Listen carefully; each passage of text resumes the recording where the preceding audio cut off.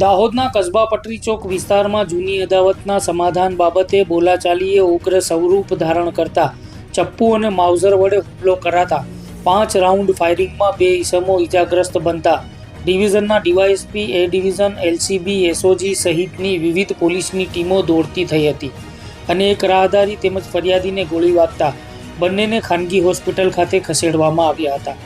આ ઘટનાની વિગતે વાત કરીએ તો દાહોદ ટાઉન એ ડિવિઝન પોલીસ મથકમાં નોંધાયેલી ફરિયાદ મુજબ ફરિયાદી ફૈઝાન યુનુસ મૌલવીએ પોલીસને જણાવ્યું હતું કે આજરોજ બપોરના આશરે 12:30 વાગ્યે હું મારી હોટલ ઉપર જવા માટે નીકળ્યો હતો। તે વખતે કસ્બા પટરી ચોકમાં બોલાચાલી ઝઘડો થતો હોય અને માણસો ટોળે વળેલા હતા, જેથી હું ત્યાં જોવા માટે ગયેલો અને ત્યાં આગળ રિયાઝ મેવાતી તથા અર્શ મેવાતીની સામે એઝાઝ ઇનામ ખાન પઠાણ તથા ઇરશાદ ઇનામ ખાન પઠાણ બંને પક્ષોનાઓ વચ્ચે ગાળાગાળી અને બોલાચાલી થઈ હતી।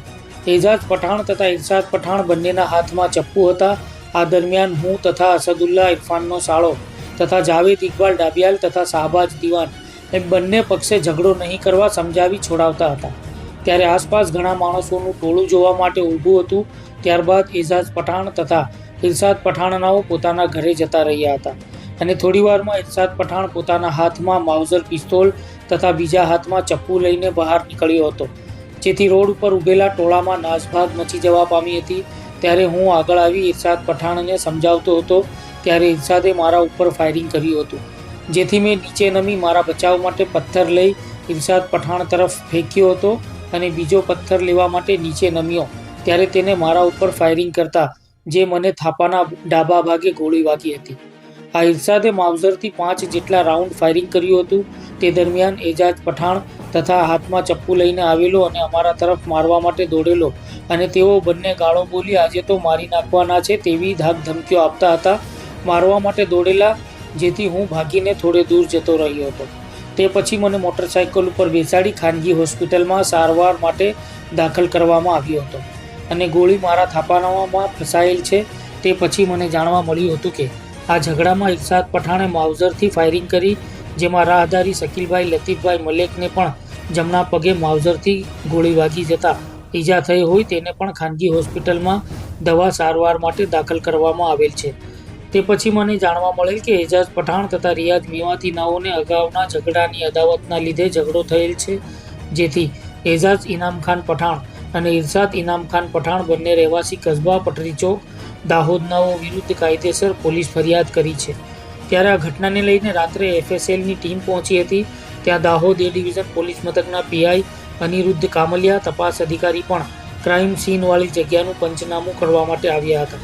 ત્યારે આ મામલે એ ડિવિઝન પોલીસે એઝાઝ ખાન પઠાણ અને ઇરશાદ ખાન પઠાણ સામે બીએનએસની સેક્શન મુજબ 109(1), 351(3), 352(54), ગેરકાયદેસર હથિયાર ધારાની કલમ 25(1)(b), A 27(1) અને જીપીએ એક્ટ 135 મુજબ ગુનો નોંધીને એક ઇસમ એઝાઝ ઇનામ ખાન પઠાણને રાઉન્ડ અપ કરી પૂછતાછ અંગેની કાર્યવાહી કરવામાં આવી રહી છે।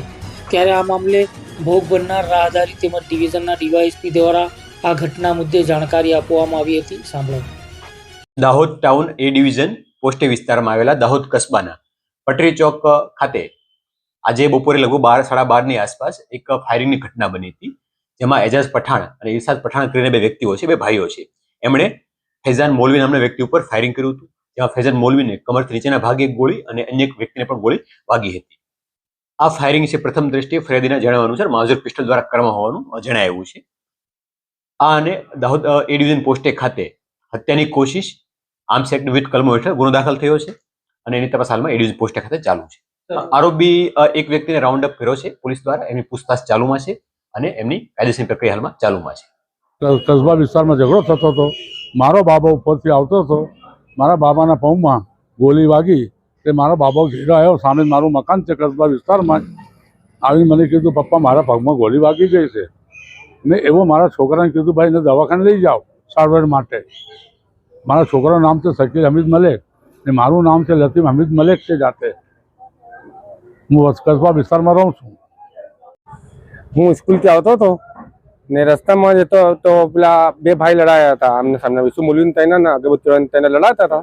હું પણ મારા પોતાની સ્કૂલમાંથી મિલીને આવતો હતો તો પેલી ફાયરિંગ થઈ તો મારા પગમાં ગોળી વાગી ગઈ મારા પગમાં ગોળી વાગી ગઈ, પછી કે હોસ્પિટલમાં લઈ ગયા, મારી સારવાર કરાવી, મને હમણાં સારું છે.